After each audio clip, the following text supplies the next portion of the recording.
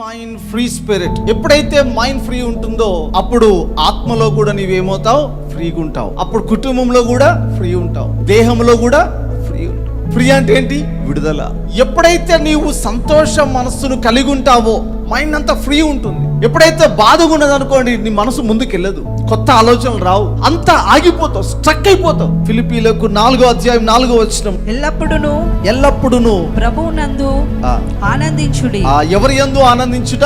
దేవుని బట్టి సంతోషించాలి. మనం చాలా మార్లు కొత్త వస్త్రాలు ఉంటేనే సంతోషం, బిర్యానీ ఉంటేనే సంతోషం, రకరకాలుగా కొత్త ఇల్లు ఉంటేనే సంతోషం. కానీ మన సంతోషం అనేది బయట వాతావరణంలో కాక, ఈ దేవుని కలిగి ఉన్నాను, ఈ దేవుడు నన్ను విడిపిస్తాడు, దేవుడు నన్ను విడిచిపెట్టలేదు, ఆయన ఎప్పుడు కూడా నన్ను బలపరుస్తాడు, గొప్ప కార్యాలు చేస్తాడని ఎప్పుడైతే ఈ మనస్సు నీవు కలిగి ఉంటావో నీ మైండ్ చాలా షార్ప్ గా పనిచేస్తుంది.